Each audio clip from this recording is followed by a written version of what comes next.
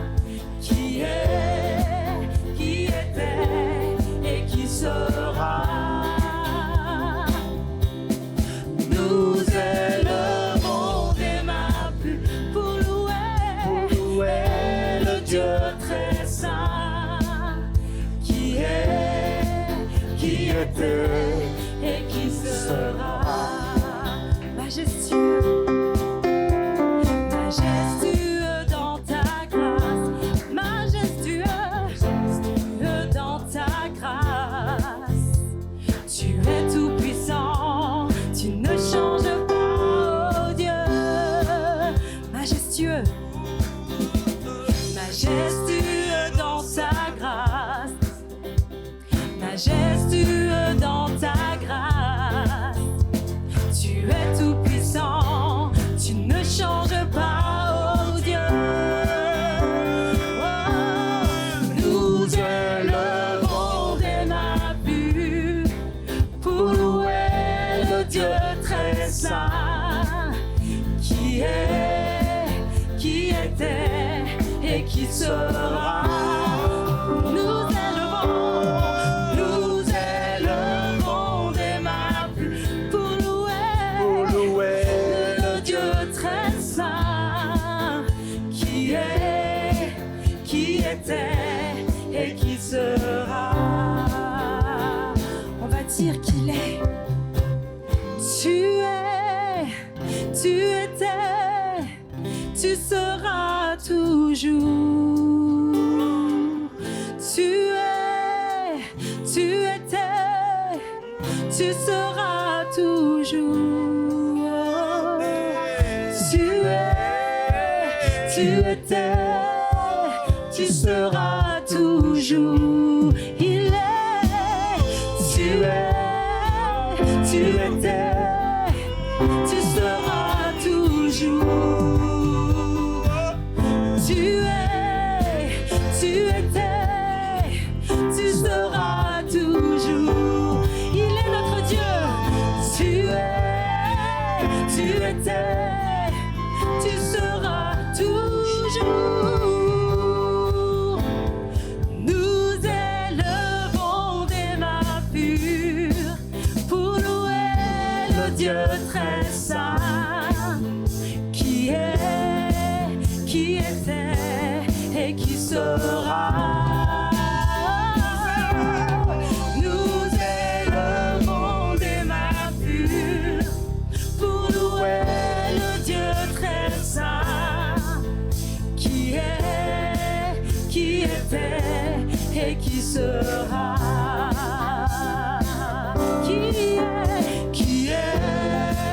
Qui était et qui sera. Il sera toujours. Qui était et qui sera. Ah, notre Dieu est fidèle. Il est fidèle, notre Seigneur. Il est fidèle, il est tendre envers nous. Il ne manque pas de compassion à notre égard. Il est toujours là pour nous. On va le chanter ensemble. C'est un chant que tout le monde en général connaît, ou presque. Quel ami fidèle et tendre.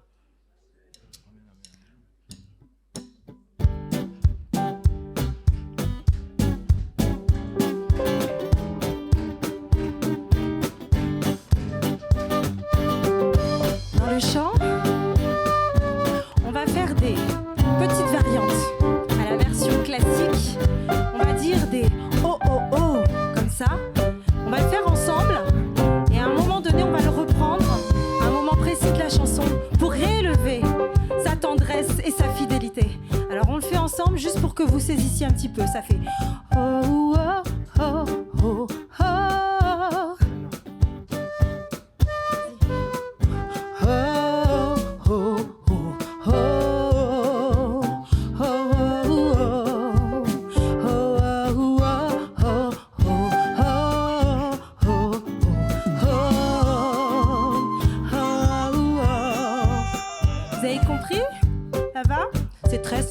On y va ensemble?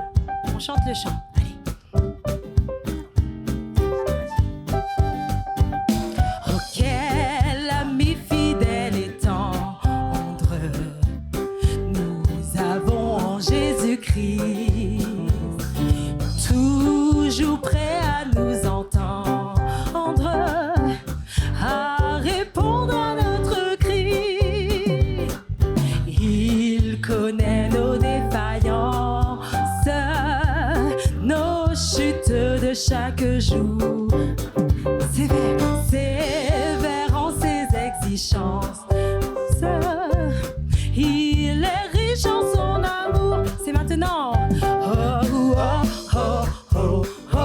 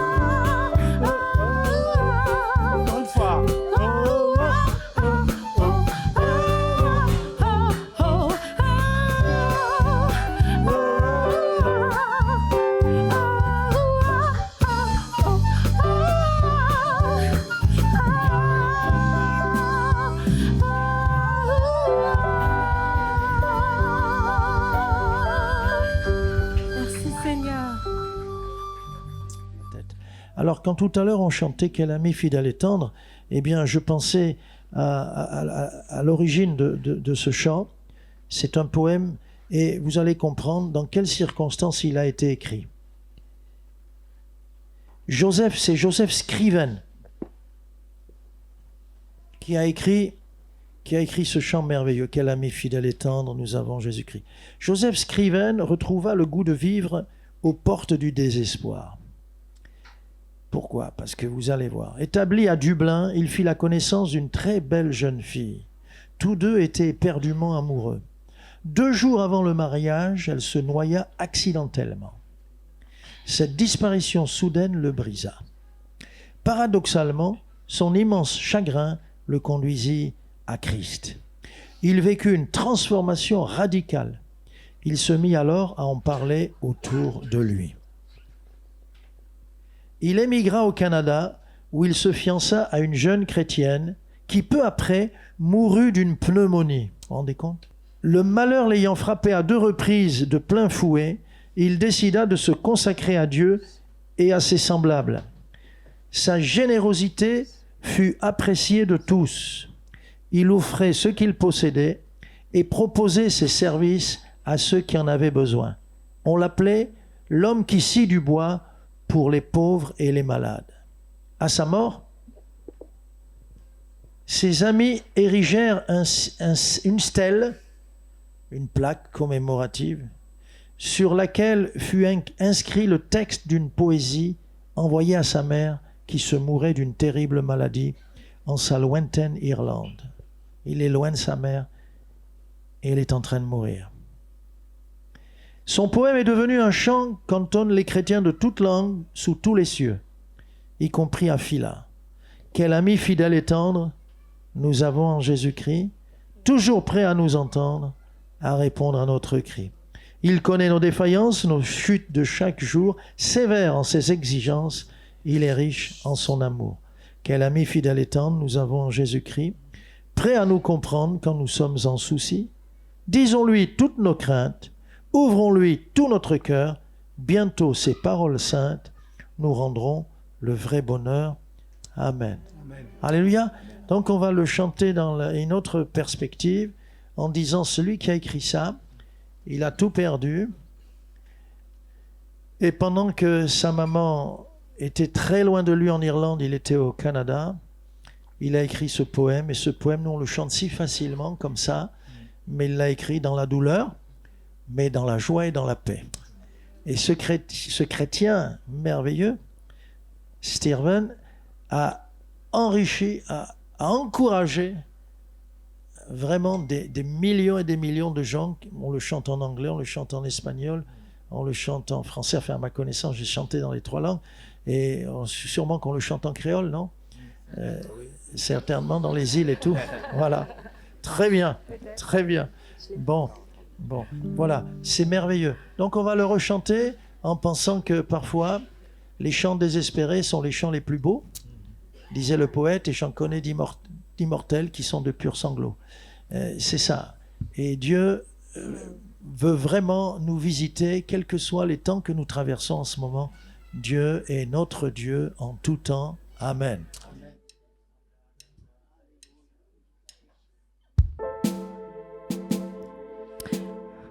Dans l'épreuve, il nous montre aussi sa fidélité. Il nous montre qu'il est toujours là. Il est le Dieu d'éternité. Il est avec nous dans les bons moments, mais il est aussi avec nous quand on traverse le feu, quand on vit des défis, des épreuves qu'on n'aurait jamais pu voir imaginer arriver dans nos vies. Il est encore là. Et il sera encore là, quoi qu'il se passe. Chantons ensemble ce chant qui dit que il y a une grâce quand mon cœur traverse le feu. Cette grâce, elle s'appelle Jésus. Il y a toujours une autre voie et c'est lui, même si la souffrance, elle dure. Et c'est important de se rappeler que ce Dieu-là, il a été là avant, il est encore là et il sera encore là demain. Alors chantons ce chant en se rappelant ça, Peu importe ce que vous vivez aujourd'hui, peu importe ce qu'il adviendra demain, mais rappelons-nous qu'il a toujours été là avant et qu'il a fait des choses incroyables dans nos cœurs et dans nos vies. Et il le fera encore.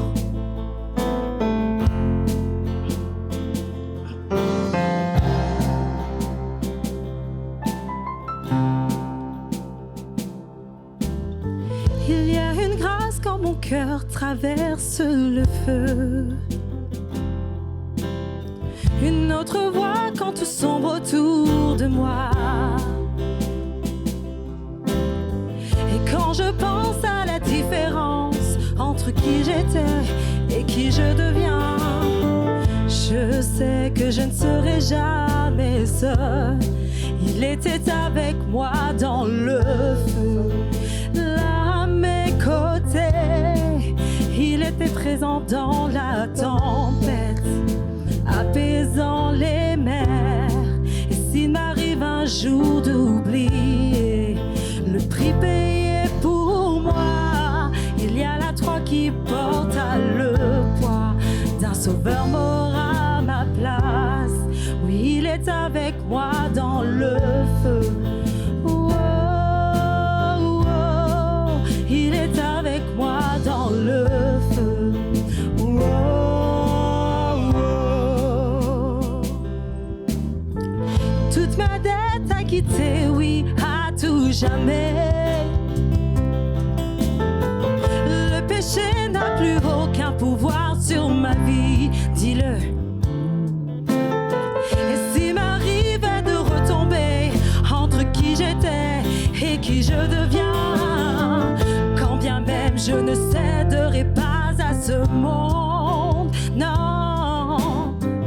Et je sais que je ne serai jamais seul, car il est avec moi dans le feu, là à mes côtés, où il est présent dans la tempête, apaisant les mers.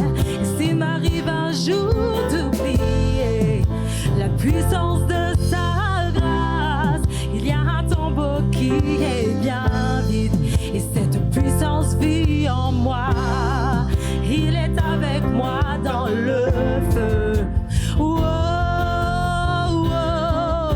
Il est avec moi dans le feu. Oh, oh, oh. Il est avec moi dans le feu. Il est là. Oh, oh, oh. Il est avec moi dans le feu. Déclarons-le. Oh, oh.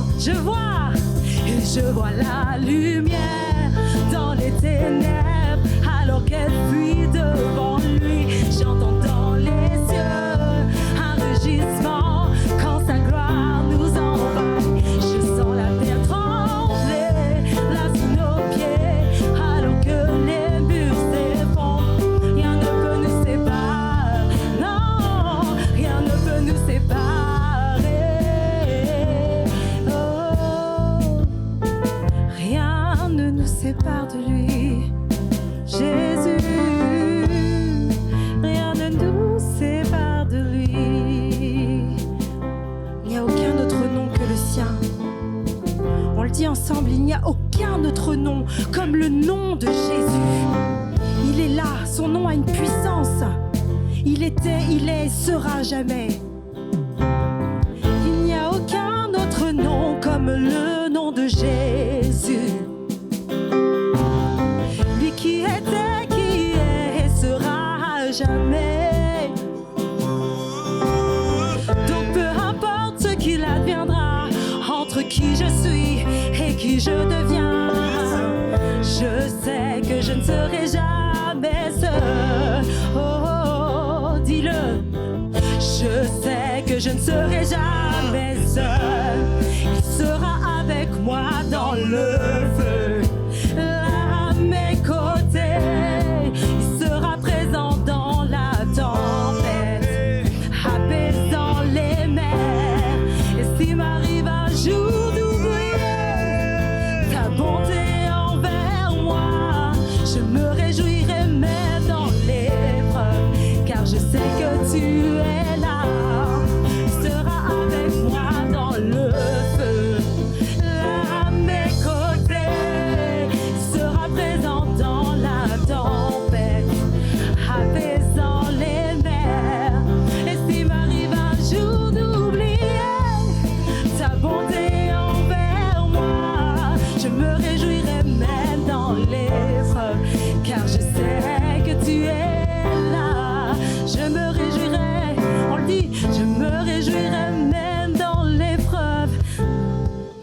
je sais que tu es là.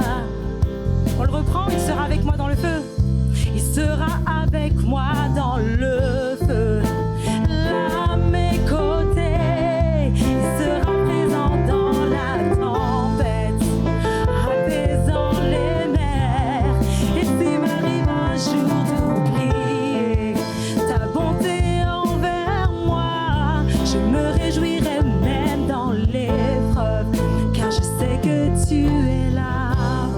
Je me réjouirai même dans l'épreuve, car je sais que tu es là. Je me réjouirai même dans l'épreuve, car je sais que tu es là. Te remercions, Seigneur, c'est vrai. Dans l'épreuve, tu es là. Dans la tempête, tu es présent. Dans la barque, Seigneur, tu es là. Ce matin, nous voulons t'adorer, te louer, Seigneur, parce que nous savons que tu es avec nous. Tu nous soutiens, tu nous portes. Seigneur, nous le croyons. Merci parce que tu as été fidèle, Seigneur. Tu es fidèle et tu seras fidèle. En toute occasion, Seigneur, tu es présent, tu es avec nous et tu portes ton peuple. Pour cela, nous t'adorons et nous te louons. Oh Seigneur, merci. Merci, Seigneur. Merci pour ta fidélité. Amen. Amen. Deux verbes s'opposent, j'en avais parlé en conclusion du dernier message, et ils font partie des fondements du christianisme. C'est le verbe se souvenir. Le chrétien doit se souvenir, mais je ne vais pas refaire le sermon. Et à l'opposé, puisque c'est complètement diamétralement contraire, à l'opposé, nous devons oublier. Nous devons être des gens qui savent se souvenir et qui savent oublier. Alléluia. Quelqu'un dira, ah oui, on sait se souvenir des bonnes choses et oublier les mauvaises choses. Non, pas forcément. Pas forcément. On va voir quelques points là. Aujourd'hui, c'est oublier, donc c'est la suite. Et si nous sommes incapables d'oublier, comme si nous sommes incapables de nous souvenir, s'il n'y a pas la mémoire et s'il n'y a pas l'amnésie, nous ne pouvons pas avancer dans la vie et il est impossible d'être un disciple. Je prends comme verset de base, puisque c'est le verbe oublier aujourd'hui, 2 Corinthiens 5, 17. 2 Corinthiens 5, 17. Si quelqu'un est en Christ, il est une nouvelle créature. Les choses anciennes sont passées. Voici, toutes choses sont devenues nouvelles. Dans le grec, sont devenues et continuent et sont en train de devenir nouvelles, puisque chaque jour s'ajoutent des nouvelles choses, une nouvelle saison, une nouvelle période, de nouvelles bénédictions, des promesses qui s'accomplissent. Donc les choses sont devenues et continuent à être renouvelées par le Seigneur. Mais le passé, les choses anciennes sont passées. Le passé est du passé. Premier grand point, puisqu'on ne peut pas vivre, on n'a pas le droit de vivre avec le passé. Premier grand point, quelqu'un nous donne l'exemple, nous avons un Dieu sans mémoire. C'est incroyable. Pourtant, Dieu se souvient de tout.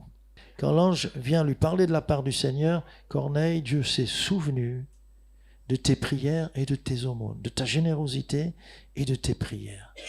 Waouh! Il arrive un moment où Dieu dit, j'ai de la mémoire, je n'ai pas oublié. Quand tu as jeûné, tu étais dans un coin là, tu as fermé la porte, eh bien, je viens te rendre, je viens exaucer, je viens te répondre. Dieu est un Dieu sans mémoire. Tout de suite, bien sûr, premier point, le Dieu de grâce, c'est oublier. Amen. La grâce, ça va avec le verbe oublier. La grâce ne tient pas compte, elle efface. Bien sûr, il y a eu repentance, mais la grâce efface. Le psaume 130, « Ah Seigneur, si tu gardais le souvenir des iniquités, heureusement que ce n'est pas possible. Quand Dieu a pardonné, si tu gardais le souvenir des iniquités, éternel Seigneur, qui pourrait subsister? Même le meilleur des hommes. Si tu gardais le souvenir des iniquités. » Waouh, nous avons un Dieu qui sait, qui décide d'oublier. Michée parle aussi de ce Dieu qui pardonne. Michée 7, 18. Quel Dieu est semblable à toi, qui pardonne l'iniquité, qui oublie les péchés, du reste de ton héritage. Il ne garde pas sa colère à toujours, car il prend plaisir à la miséricorde. Et la miséricorde, c'est effacer, écarter, oublier. Notre Dieu est un Dieu qui sait oublier. Il a décidé d'oublier nos péchés. Encore, moi, j'aime bien apporter la parole. Vous pouvez noter les références et après, bien sûr, aller voir et méditer. Comme vous pouvez aussi aller sur le site et voir les versets qui vont s'afficher. Ésaïe 43, 25, c'est moi qui efface tes transgressions pour l'amour de moi, et je ne me souviendrai plus de tes péchés. Ça ne vous encourage pas une parole comme ça? Dieu qui dit non, c'est fini. Oui, mais Seigneur, pardonne. Non, tu m'as déjà demandé pardon, j'ai pardonné. Tu n'en parles plus puisque c'est fini. J'ai effacé, tes péchés n'existent plus nulle part. Nulle part. Oh, que c'est rassurant. Oh, que ça fait du bien. Alléluia. Ce Dieu qui efface, il dit même, bon, dans d'autres passages, j'avais tellement de passages, qu'il jette tout ce fardeau dans la mer. Mais là, Hébreu le rappelle aussi, et il faut le dire parce que l'Ancien Testament le dit, Dieu le dit dans le Nouveau Testament, je pardonnerai leurs iniquités, je ne me souviendrai plus de leurs péchés. Merci Seigneur. C'est miraculeux ça, que Dieu me voit, c'est quelque chose d'impossible ça. Rien ne lui échappe. Il ne peut pas ne pas se rappeler. Bien, Dieu me voit et ne parle plus et ne se souvient plus de ce qui est derrière moi parce qu'il a tout effacé. Nous avons un Dieu qui pardonne si nous allons à lui. Quelle merveilleuse grâce. Comment notre génération ne veut pas de ce Dieu qui pardonne et qui efface? Ils accumulent, ils dorment mal. Ils ont une conscience qui les accuse, comme dit la parole de Dieu. Et souvent, ils terminent par le suicide. Tellement ça pèse sur leur conscience. L'expérience de David. David, on l'a cité la dernière fois comme celui qui savait faire travailler sa mémoire. Mon âme, le verset de base était la dernière fois, mon âme bénit l'Éternel et n'oublie aucun de ses biens. N'oublie pas, souviens-toi. Mais là, je le cite comme David, comme un homme exemplaire en ce qui concerne le verbe oublier. Psaume 32, 25, Psaume 32, 5, pardon. Ça, c'est parce qu'il en a fait l'expérience. C'est pour ça qu'il était rempli d'assurance quand Dieu efface. Si Dieu est notre avocat, qui peut nous accuser? Voici ce qu'il dit dans le psaume 32, verset 5. « Je t'ai fait connaître mon péché, je n'ai pas caché mon iniquité, j'ai dit, j'avouerai mes transgressions à l'Éternel, et, dit-il, tu as effacé la peine de mon péché. » Dans l'Épître aux Colossiens, chapitre 2, verset 14 et suivant, il est aussi question par l'apôtre Paul de ce Dieu qui a effacé l'acte d'accusation qui nous condamnait. Voilà, c'était écrit. Nous sommes coupables, nous sommes condamnés. Et il est écrit, Dieu a effacé, il a déchiré, il a effacé, il a lavé selon les versions, selon les différentes versions, traductions de la Bible. Et cela nous donne une grande assurance. Et nous devons être convaincus. L'enfant de Dieu, bien-aimé, l'enfant de Dieu doit être convaincu que Dieu a pardonné, que Dieu a tout effacé. Vous êtes d'accord? Sinon, on ne peut plus avancer. Sinon, on ne peut plus avancer. Quand Satan est venu accuser, dans l'Apocalypse, il est appelé l'accusateur des frères. Quand il est venu accuser le souverain sacrificateur Josué, il est venu dire des choses du passé. Non. Le Seigneur est celui qui efface, et cela nous donne de l'assurance. Nous aussi, nous devons savoir que notre Dieu oublie, qu'il efface, qu'il ne s'en souvient plus et plus jamais. C'est important et on le verra en terminant. C'est important. Nous devons aussi oublier nos peines. On sait que Dieu vient de nous parler là, et on sait que quelques-uns ou beaucoup traversent la vallée des larmes, la vallée des peines, la vallée des épreuves. Certains l'ont traversée hier, d'autres traverseront demain, Mais aujourd'hui, c'est toi qui te trouves à traverser cette vallée des larmes. Et nous savons, il nous faut oublier nos peines. Premièrement, nous savons que la vie n'est pas facile. Et elle ne sera jamais facile. Quand on nous dit il y a des difficultés, il y a des temps terribles qui nous attendent, mais quand est-ce qu'il y a eu des temps faciles sur la terre? Quelqu'un a étudié les guerres. On a l'ONU pour la paix, on est intelligent, on a des gens qui se réunissent, il y a toutes sortes de colloques, ça coûte d'ailleurs très cher, les réunions pour la paix, tout ça, mais on a toujours été en guerre. Sur les, qu'est-ce qu'on peut dire, les 50 ou 60 siècles maximum d'existence de l'homme sur la Terre, sur 60 siècles, il n'y a même pas eu cumulé, on n'a jamais trouvé même pas un seul siècle de paix. Il y a toujours la guerre quelque part. Et si quelqu'un me dit non, non, ça y est, mais non, attends, il y a 30 à 40 pays en guerre en ce moment. Ouais, non, mais c'est bon, ça y est, je dis oui. Et la guerre dans les cœurs? Et la guerre à la maison? Et la guerre sur le lieu de travail? Et je sais que je ne me trompe pas en disant ça.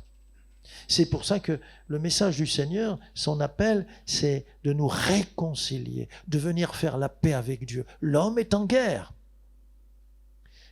contre son Créateur, hélas. Alors, nous devons oublier les difficultés de la vie. Dans le mot difficulté, il y a l'adversité, quand frappe le malheur, il y a nos misères, nos échecs, c'est le lot de chacun. Et je vais ajouter, et nos victoires aussi. Ça peut nous faire beaucoup de mal, la réussite. L'argent, une belle situation, ça peut nous faire beaucoup de mal. Vous me comprenez quand je dis ça? Oui, c'est dangereux. C'est dangereux. Oublions nos peines. L'expérience d'hommes qui ont souffert. Il y en a plusieurs. J'en ai choisi 2. Joseph. Joseph en Égypte, son premier fils, il va l'appeler comment? Il va l'appeler comment son premier fils? Il va le justifier. Joseph, on a le verset, en Égypte, ça fait presque 20 ans qu'il a quitté la maison, il est passé à la moulinette, il est passé par des endroits, la vallée profonde, la vallée de l'ombre de la mort, le défilé étroit, la prison bien sûr, la trahison, les coups, l'esclavage. Joseph, quand il a son premier-né, Joseph donna au premier-né le nom de Manassé. Et il le justifie, il explique. Parce que Manassé, ça signifie oublier. Oublier. Car, dit-il, Dieu m'a fait oublier toutes mes peines et toute la maison de mon père. Manassé. Le chrétien est un Manassé. Amen. Il oublie ce qui est derrière lui. Parce que ce qui est derrière nous va nous voler notre présent et même notre avenir, et nous empêchera d'avancer. Et donc, quand Joseph, qui a pardonné, qui a oublié, qui a sans cesse oublié, parce qu'il savait que s'il ne le faisait pas, il ne s'en sortait pas. Joseph décide, c'est dans son ADN, il a mis ça dans ses tripes, dans son ADN, il dit, je dois pardonner, sinon je m'en sortirai jamais. Je dois oublier, pardonner et aimer en retour, en échange. Et quand il a un fils, il veut vraiment le crier à la face du monde. Il dit, je vais avoir un fils, et quand je l'appellerai, tout le monde entendra que j'ai pardonné. Quand je l'appellerai, ou qu'un autre l'appellera, on entendra que son père lui a donné le nom qui est celui de « j'ai oublié ». Oublié. Et donc, quand on entendait Manassé, Manassé, viens ici. La maman aussi, Manassé, Manassé, tu viens. Et à chaque fois, Joseph entendait Manassé, Manassé. Et il disait merci Seigneur. J'ai pris la victoire sur mon ressentiment, sur ma colère, sur toutes ces choses. Pour l'instant, je parle que des peines. Après, je parlerai des blessures. Joseph donna au premier-né le nom de Manassé. Dieu m'a fait oublier toutes mes peines. Dieu m'a fait oublier toutes mes peines. Quel verset magnifique. Il est pour toi, il est pour moi. Parce que nous devons être des Manassés. Et puis, Job. Ah, combien Job a souffert. Job dira dans le chapitre 9, verset 27, « Je veux oublier mes souffrances. » C'est notre désir, c'est notre prière. Alors nous devons entrer dans une nouvelle saison. Pourquoi je dis ça? Hein, c'est une expérience, oublier ses peines, c'est une expérience dont Jésus parle. Et il a pris un exemple incroyable, Jésus. Jésus a pris Jean 16, 21, et là vous allez être d'accord. Jésus a pris l'exemple d'une maman, d'une future maman, d'une maman enceinte. Et il dit, avec le verbe oublier, c'est fort, la femme, lorsqu'elle enfante, éprouve de la tristesse, et peut-être qu'elle a eu toute une grossesse difficile. Mathias, je crois que je l'ai vu tout à l'heure. On se trompe? Non, hein? Elle a passé combien? 6 mois au lit pour ne pas perdre l'enfant, la deuxième fois. Bon. La femme, lorsqu'elle enfante, éprouve de la tristesse, de la douleur, parce que son heure est venue. Mais lorsqu'elle a donné le jour à l'enfant, elle ne se souvient plus de la souffrance, à cause de la joie qu'elle a de ce qu'un homme est né dans le monde. Oui ou non? Ah. Alors, quand vous avez eu le premier, c'était un combat, c'était terrible. Et sûrement que les médecins ont dit, bon, c'est bon, hein?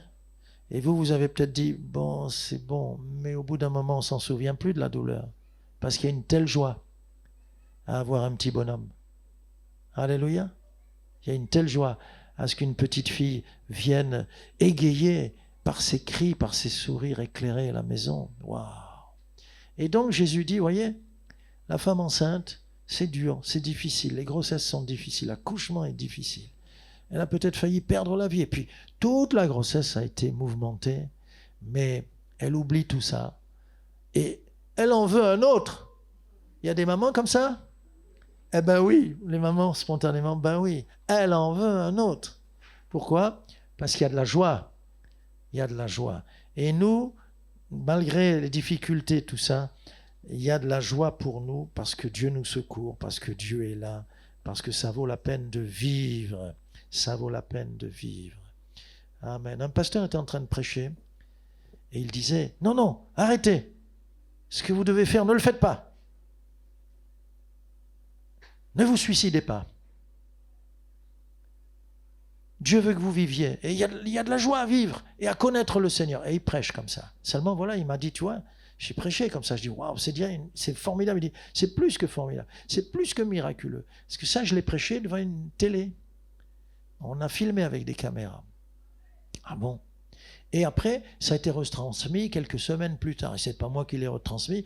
Et c'était retransmis. Et à ce moment-là, quelqu'un est venu chez lui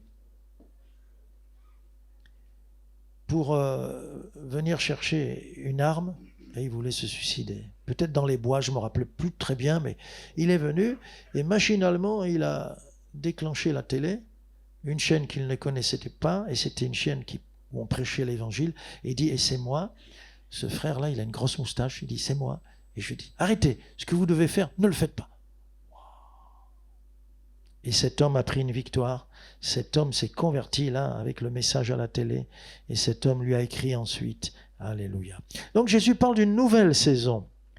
Et cette nouvelle saison, que dit le Seigneur dans Ecclésiaste 3? Il y a un temps pour pleurer. Bien sûr qu'il faut pleurer. Bien sûr qu'on a des émotions. Bien sûr qu'on ne va pas te dire pleure pas, tu n'es pas un chrétien pleure jamais. Quoi. Pleure. Et jusqu'à ce que tu aies plus de larmes dans ton outre, dit la Bible. Tu pleures jusqu'à ce que la source des larmes reste sèche, tarie, tu pleures. Mais après, il y a un temps pour pleurer, dit Ecclésiaste, mais il y a un temps pour rire. Il y a un temps pour chanter. Il y a un temps nouveau, avec, comme la femme enceinte, la joie, parce qu'elle a donné la vie. Un homme est né dans le monde, une petite fille est entrée dans le monde. Alléluia, alléluia. Entrons donc, vous et moi, dans une nouvelle saison. Troisièmement, pardonner. Ah, il fallait y arriver. Pardonner, c'est oublier. Et c'est pour ça que le verbe oublier fait partie des fondements, des bases du christianisme. Ça fait partie du christianisme. Si Jésus a dit, si vous ne pardonnez pas, le Père Céleste ne vous pardonnera pas non plus. Pardonne-nous comme nous pardonnons. Traite-moi comme je traite les autres. Bon. Alors, donc, pardonner, c'est oublier. Et l'enfant de Dieu doit veiller sans cesse, tout au long de sa vie, à pardonner, à voir s'il n'a pas pardonné à quelqu'un, pourquoi j'ai un petit obstacle sur la route, ou un gros obstacle, qu'importe. Ah non, ça oui, non, je ne peux pas garder ça. Et je vais vous raconter l'histoire. Donc on va parler des blessures du méchant. Et je vais vous raconter une anecdote authentique, et vous allez dire c'est formidable. Les blessures du méchant. Le méchant est méchant. Oui, mais il m'a fait du mal. Mais c'est normal, il est méchant, il faut qu'il fasse du mal. Mais que dit la Bible aussi? Notre cœur à chacun est tortueux, méchant par-dessus tout. Nous avons toujours à un moment ou à un autre quelques grammes de méchanceté. C'est notre nature, notre vieille nature. Et le méchant blesse. En plus, quand le méchant vient nous blesser, il nous blesse et il disparaît. On ne le reverra peut-être plus jamais. Mais qu'allons-nous faire? Comment allons-nous gérer la blessure? Oubliez. Comment allons-nous gérer cette blessure? Si je n'oublie pas, je la laisse continuer à travailler, alors que le méchant, je ne le reverrai plus jamais. Il y a des gens qui souffrent par le mal que quelqu'un leur a fait, quelqu'un qui est décédé depuis des années. Ils souffrent encore. C'est juste la bonne attitude. Et ils ne l'ont pas prise. La bonne attitude. Donc, ok, eh bien je ne vais pas laisser le mal continuer, poursuivre. Ma réaction est très importante. Je vais décider de vivre sans douleur et je vais empêcher que la plaie grandisse, que le trou soit de plus en plus béant en oubliant. Amen. Et ça, on peut le faire. Si Dieu nous le demande, on peut le faire. Alléluia. Dans une même journée, Jésus a dit, oui, jusqu'à 7 fois dans la même journée, tu lui pardonnes. Donc dans la même journée, je peux oublier les 6 fois ce qui s'est passé auparavant et continuer à pardonner. Wow. Et c'est possible si Jésus nous le demande. Alors, je vous lis, Bob Gass a écrit, Bob Gass, cet écrivain qui fait un magazine où il y a un message chaque jour. Il dit, si nous acceptons que rien n'échappe à Dieu et qu'il permette nos épreuves, directement ou indirectement, alors nous allons guérir de nos blessures. Et il dit ceci, dans son numéro du 24 décembre 2004 déjà. Il y a-t-il des gens que vous détestez pour une raison ou pour une autre? Peut-être ont-ils été placés dans votre vie pour vous montrer quelque chose d'important. Et il donne le témoignage de Mélodie Béatine. Qui connaît Mélodie Béatine? Moi non plus, je ne la connais pas. Et voici son témoignage. Il y a des années, j'ai voulu travailler comme journaliste dans la gazette locale, mais le jour où un emploi se trouva vacant, c'est une nommée Abigail qui prit ma place. Comme on m'avait enseigné à prier pour ceux que je détestais, je me suis mis à prier pour elle. Parfois jusqu'à 3 ou 4 fois par jour, ce qui prouve combien je la détestais. Au moins elle est sincère. Hein? Plus tard, j'obtins un emploi dans ce journal. Elle avait quand même eu un poste. Mais pas celui que je souhaitais. C'était encore Abigail qui l'avait. Chaque fois qu'un projet intéressant pointait à l'horizon, c'était toujours Abigail qui en était chargée. Alors je demandais à Dieu de bénir richement Abigail. Mais peu à peu, j'en vins à l'admirer pour ses talents de journaliste et à essayer même de l'imiter. Je cessai alors de la détester et nous devînmes amis. Vous voyez que tout est possible. C'est pas fini. On va voir le miracle. Plus tard, un éditeur me demanda d'écrire un livre et lorsque celui-ci devint un best-seller, le mieux vendu, le plus vendu, dans le New York Times, je remerciais Dieu de ne pas m'avoir donné l'emploi d'Abigail, car je n'aurais pas eu le temps d'écrire ce livre. Dieu a béni 2 personnes, Abigail et Mélodie, en accordant à l'une et en refusant à l'autre. Il en a béni 2. Et voici ce qu'il dit, Bob Gass. Ceux que vous considérez comme des épines indésirables sont là pour vous enseigner des choses que vous devez assimiler afin de progresser. Cessez donc de les détester, mettez-vous à prier pour eux, moi j'ajoute comme Mélodie, et prêtez attention à ce qui va se passer. Les miracles arrive en chemin. Amen. Les blessures du méchant, ça nous appartient d'en être vainqueur. C'est une décision. Comme dans le couple, on peut se chamailler et se chamailler toute la vie. Et on aura traversé la vie de couple cas un cas, comme on peut décider de bénir et d'oublier. Alléluia. J'étais avec un couple, vous ne saurez jamais, même sous la torture, qui c'était. Et avec les déménagements, tout ça, ils ne sont plus là, tout ça. Et vous ne saurez pas si c'est ici, au bout du monde, ou qu'importe. Mais on parle, et ils étaient toujours à s'accrocher, tout ça. Puis à un moment donné, je lui dis, bon, on va arrêter, et vous allez décider de vous pardonner quand même. Alors, lui, il dit, moi je veux bien, mais elle me fait toujours des reproches. Et alors elle sort, oui, parce que ta. J'ai dit qu'on n'en parlait plus. Ah, si on recommence. C'était, vous voyez, c'était... Attendez, je ne vous dis pas, vous allez voir la surprise. Je dis, ah, t'as fait ça? Il me dit, oui, mais je lui ai demandé pardon. Je dis, il vous a demandé pardon? Oui, mais il a fait quand même... Alors je reviens, je lui ai demandé pardon. Il dit oui, et là il me dit, comme aujourd'hui, vous voyez, on est en 2023, il me dit oui, c'était en 2014, ma sœur. C'était à l'époque des mammouths. 1. 2, il t'a demandé pardon, sincèrement. Il t'a demandé pardon. Si tu lui as accordé, tu as oublié. Tu n'as pas le droit de sortir ça. Et donc elle se trimballait, excusez-moi du mot, mais elle se promenait dans la vie avec tous ces problèmes et ces fardeaux de son mari qui n'aurait jamais dû exister, puisqu'il avait demandé pardon. Ah, ils ont eu du mal à s'en sortir, et finalement, n'ayant pas voulu régler ces choses, ces petites choses, vous savez, les petits cailloux. Qui peut marcher avec un caillou dans la chaussure? Quand tu vas de ton lit au frigidaire, tu t'en fiches, tu as mal, mais si tu dois faire 30 ou 40 kilomètres à pied, avec 2-3 petits cailloux dans la chaussure, tu n'y arriveras jamais. Ces petites choses qui nous empoisonnent. Alors, je ne sais pas s'il y a Mélodie Béatine au milieu de nous. Mets-toi à prier, bénis et aime Abigail. Elle est ta bénédiction. Si elle a pris ta place, c'est parce que ça, c'était bon pour elle. Mais Dieu a dit, je ne veux pas ce qui est bon pour toi, je veux ce qui est meilleur. Et tu écriras un best-seller. La bonne réaction, c'est d'oublier l'offense. Qu'est-ce que vous préférez? Être celui qui offense ou celui qui a été offensé? Le coupable ou la victime? Il vaut mieux être la victime. Il vaut mieux être la victime. L'homme sage, Proverbe 19, met sa gloire à oublier les offenses. L'homme sage met sa gloire à oublier les offenses.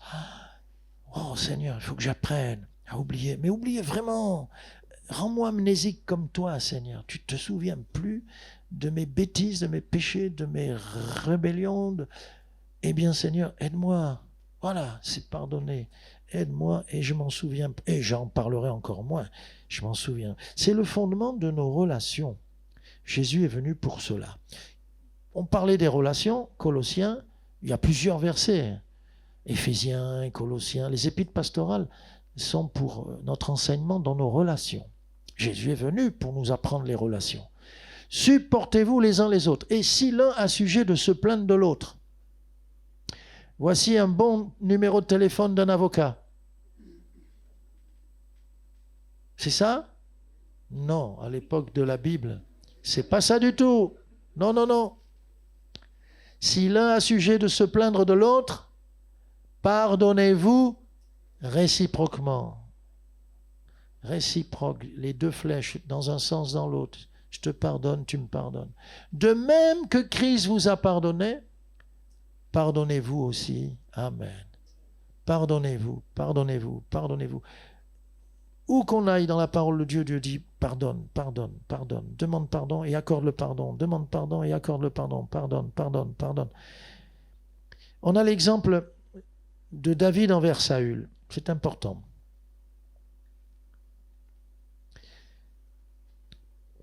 David a eu beaucoup d'ennemis tout au long de son ministère. Ministère, j'appelle ça un ministère, appelé par Dieu. D'ailleurs, quand il est appelé par Dieu à la royauté, il est tout jeune, mais il n'accédera au trône qu'à 30 ans. Pendant 10 ans environ, Saül va l'empêcher d'accéder à la royauté. Saül va le poursuivre même d'une haine mortelle. Et il sera donc un obstacle sur son chemin. Il demandera à tous ses soldats, s'ils l'attrapent, de le tuer. Et il aura des...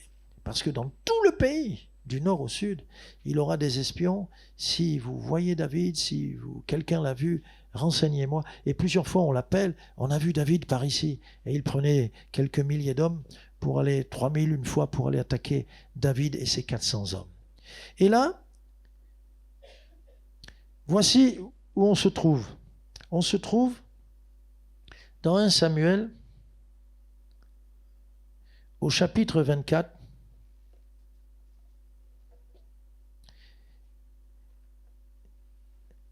David s'est caché dans une caverne parce qu'il sait que son prédateur est à sa recherche et il n'est pas loin. Il se cache dans une caverne à En-Gedi, sur les hauteurs. Et ils sont dans le fond de la caverne, et devant, au bord de la caverne, vient se reposer Saül, qui le pourchasse. Il ne sait pas qu'au fond de la caverne, son ennemi est là avec ses hommes. Et ils sont des milliers dehors. Et voici ce que lui disent, et il s'allonge et il s'endort. Et voici ce que lui disent ses soldats. Les gens de David lui dirent: voici le jour où l'Éternel te dit, je livre ton ennemi entre tes mains, traite-le comme bon te semblera. C'est-à-dire, maintenant il est à ta merci. C'est Dieu qui le met entre tes mains. Vas-y, vas-y.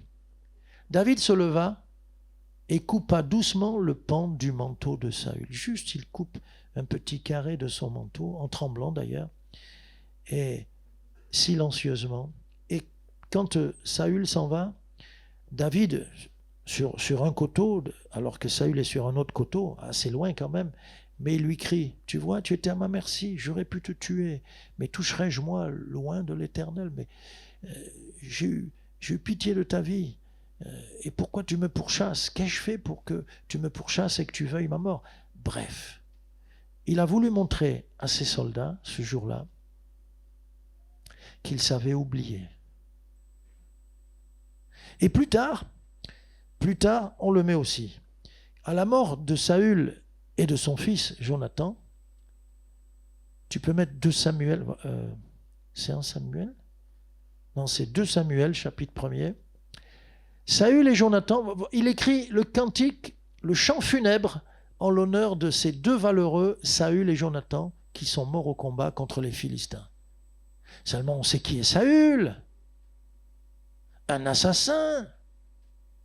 Quand David est passé à Nob, où il y a la ville des souverains sacrificateurs et des sacrificateurs, 85 hommes qui servaient le Seigneur avec leur tunique de sacrificateurs. Saül apprend que David est passé, on lui a donné à manger, on lui a même donné l'épée de Goliath. Saül est en colère, il arrive, il dit: vous avez comploté avec David. Mais on ne sait pas que David c'est ton serviteur. Il a toujours été à ton service, on n'a rien fait de mal en lui donnant du pain. Ouais, vous avez comploté. Il fait massacrer les 80 sacrificateurs dans cette ville dédiée à Dieu, et il fait tuer hommes, femmes, enfants et animaux. Il rase toute la ville dans sa colère. Et par 10 fois, à peu près, Saül a voulu, a intenté toucher à la vie de David. Alors voici que dans le cantique funèbre, il oublie. Il ne retient de Saül que ce qui est bon. C'est fort, hein? C'est fort. Saül, vous lirez, ça s'appelle le cantique de l'arc. Saül et Jonathan, aimables et chéris pendant leur vie, je ne sais pas s'ils le clamaient comme ça, n'ont pas été séparés dans leur mort. Ils étaient plus légers que les aigles, ils étaient plus forts que les lions. Filles d'Israël, pleurez sur Saül. Waouh! Qui vous revêtait magnifiquement de cramoisie, qui mettait des ornements d'or sur vos habits. Comment des héros, eh oui, pourtant c'était un héros quand même. Comment des héros sont-ils tombés au milieu du combat, etc., etc. Et là, je vois donc son attitude. En honneur à Saül, à Jonathan bien sûr, mais en honneur à Saül, il écrit ce cantique que l'on a dans la parole de Dieu. Et il déclare la vérité sur Saül, mais que c'est bonne chose parce qu'il a décidé d'oublier le mal qu'a fait Saül. C'est fort ou pas?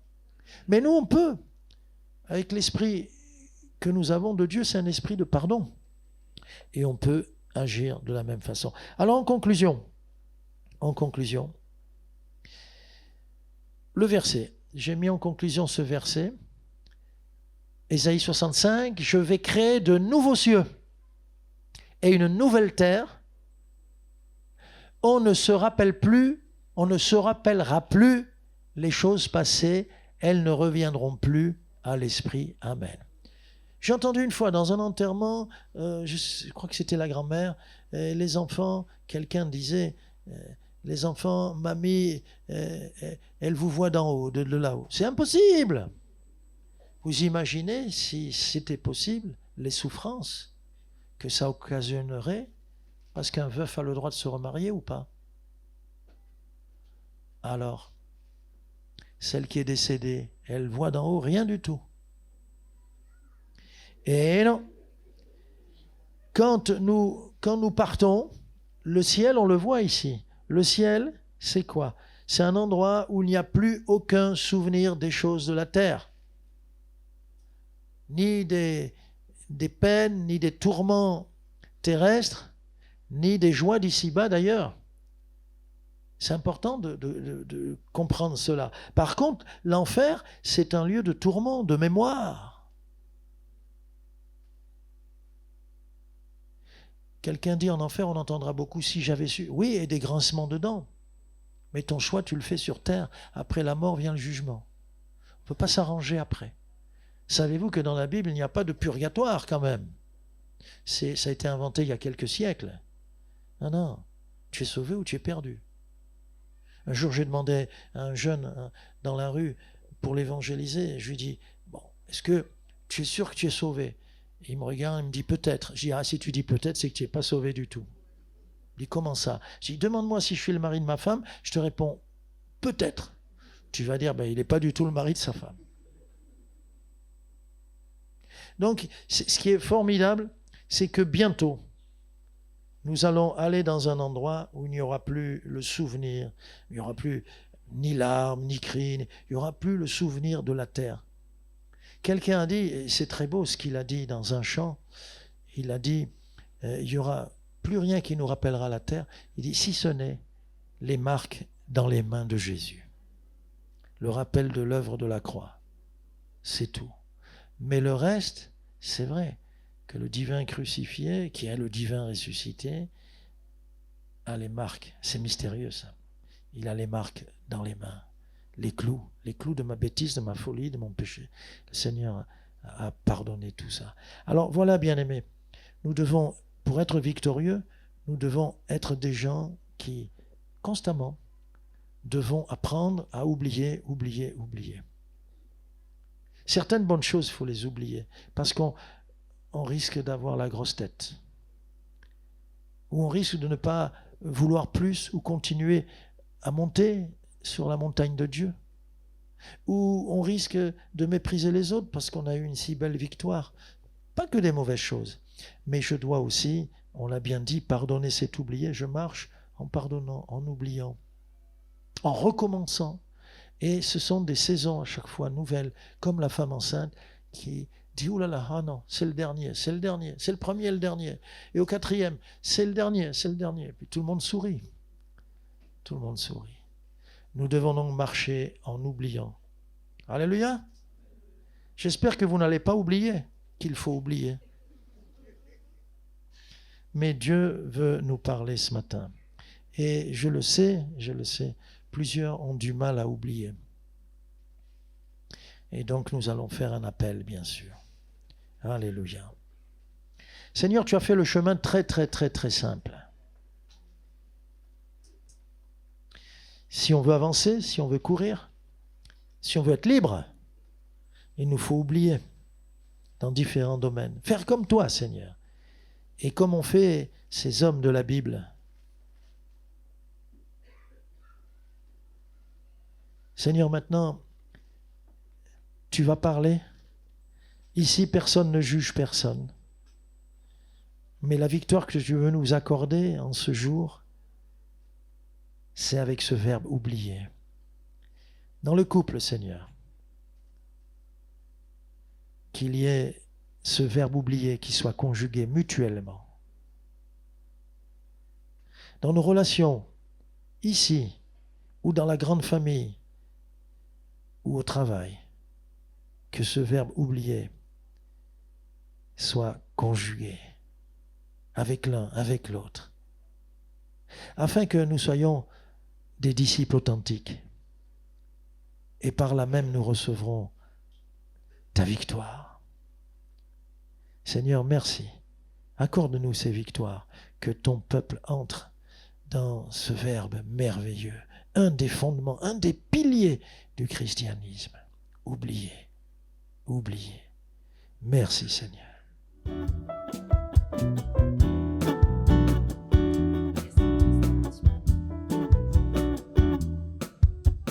Plonge-moi